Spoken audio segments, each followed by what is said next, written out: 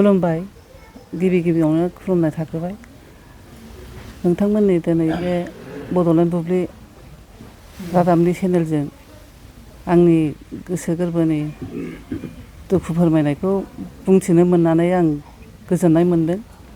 थांनाय 6 थारिख सुक्रुबारखालि आंनि फिसाला गेदेर इयुनसान ब्रह्मनि गोथार जुलि जादोंमोन। बे गोथार जुलियाव बर' हारिमुनि दामजु खाम सिफुंनि सायाव जयग' मन्दपखौ बानायनानै सावनाय जादोंमोन। बिनि सायाव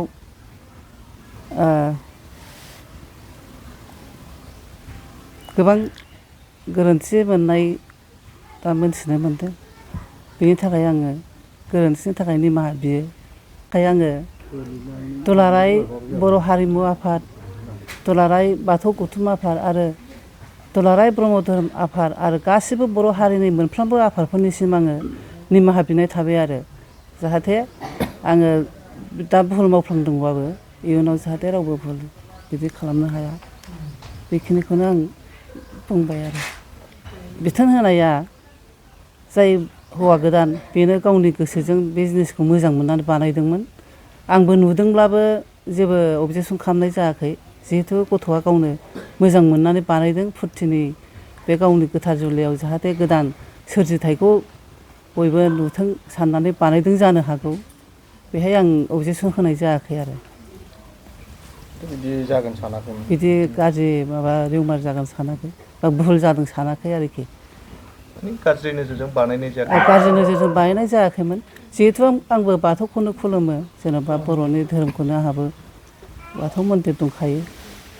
बे नोंथांमोननि ससियेल मिडियानिसिम आंनि खुलुमनाय साबायखर थाबाय।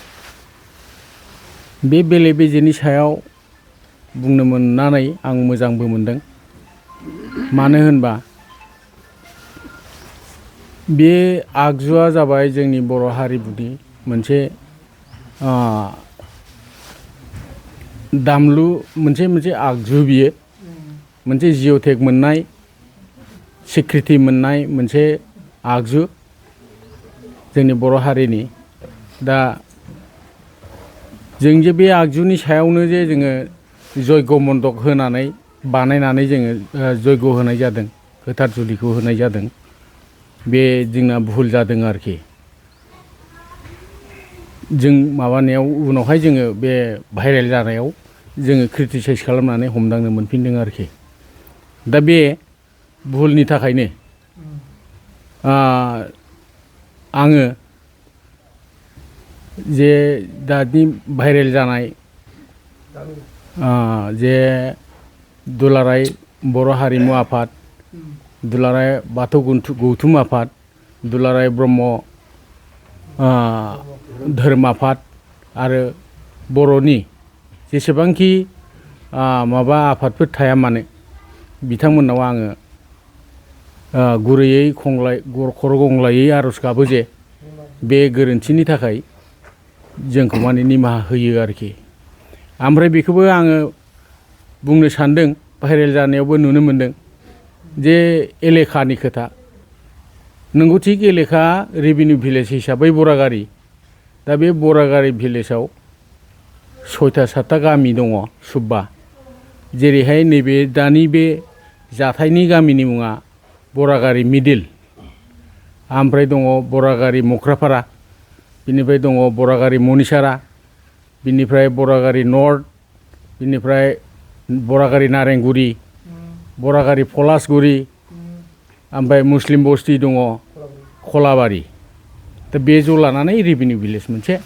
ओमफ्राय दिनैनि बे जाथाया जोंनि नैबे खन्द'आवनो मिडिल बरागारि मिडिलावनो जादों आरोखि। बे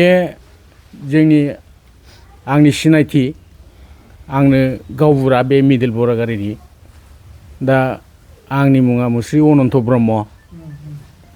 दा आङो जे बे मिडियानि गेजेरजों नोंथांमोननि सिगाङाव फोसावहरनाय जायो जे जाहाथे जोंनि बे गोरोन्थिखौ बर'फोरनि जेसेबांखि आफादफोर थाया मानो बिथांमोनहा माने जोंखौ निमाहा होयो आरोखि बे गोरोन्थिनि थाखाय आरो इयुनावबो जोङो बेखौ बिदि मावनाय नंला आरो बेखौबो बे मिडियानि गेजेरजोंनो बयखौबो जोंनि सारा बुहुमनि बर'फोरखौ मिथिहोनो सानदों जे जोंनि बे जाथायनिफ्राय जाहाथे दस्राफ्राबो मावनो आगान सुरा बे आरोखि बे बिनि सायाव माने जों गारजेनफ्रा बिसेसकरि बे मन्दप बानायनायाव नुजाहैनो हाया आरो मन्दपआबो एसे फाग जाबाय ओमफ्राय जोंना ओरैहाय बे जे जिरायसालिखौनो होन बे जानाय लोंनाय होन ओरै एसे साइडआव थादों आरोखि हिसाबै गारजेनफ्रा बांद्राय माबा खालामनो हायाखै आंनो गावबुरा हिसाबैबाबो बे मन्दपआ जोबखांनानै मोनानि बे माबायावसो नुजाफैनो मोन्दों आरोखि बिसेस आंनि खार'नाव आरोखि बेबायदि जादों दा मोनसे ससियेल मिडियायाव नैबेबो ओंखारदों जोंहा जे जयग होग्रा फुजारि पुर'हित एक्सुवेलि बिथाङाबो फैनानै आसरित मोनफैदों आं बिनि सायाव बोरै माबानो जयग होनो बिदिखौ बियो रायलायदोंमोन खिन्थु बिजोंबो कन्टेक्टआ ओरैबायदि जादों मुहुर्तआवसो लेंहरनानै फैनानै जास्ट 8-10 मिनिट बिनि गेजेराव बे फैनानै नुफैनानै बेखौ गावबो आसरित मोनदों आरोखि होमबाबो टाइम गैला ओमफ्राय 8थायावनो लग्नआबो बेखौ हमथारनांगौ बेलायाव माने न'खरनिफ्रायनो होननाय जाबाय आरोखि दे माबा दिनै सावदिनि टाइमा लग्न जाबाय जुरिदो बे बेलायाव बियो पुर'हितआबो गावबो मन्त्र मा मन्त्र रायख'खो मन्त्र रायख'नानै बन जाबनाय जादों आरोखि बेनिफ्राय आराम्भ खालामनाय जादों दा बे मिडियानि गेजेरजोंनो जा बुंनांगौ बेखौनो निमाहा बिनानै गासिबो जे बर' माहारिनि आफादफोर बिथांमोना जाहाथे निमाहा होयो बेखौ खुलुमनानै निमाहा बिनाय जाबाय आरोखि आं बे बुंनायजोंनो दिनैनि बे ससियेल मिडियानि बे फोसावनायखौ फोजोबनाय जाबाय भाइरेल जानाय बे भाइरेल जानायनि सायाव जेसेबांखिनि ससियेल मिडियानि भाइरेल जाया मानो बा जादों गासिखौबो जोङो आं समाजनि जानानै आरो गारजेन न'खर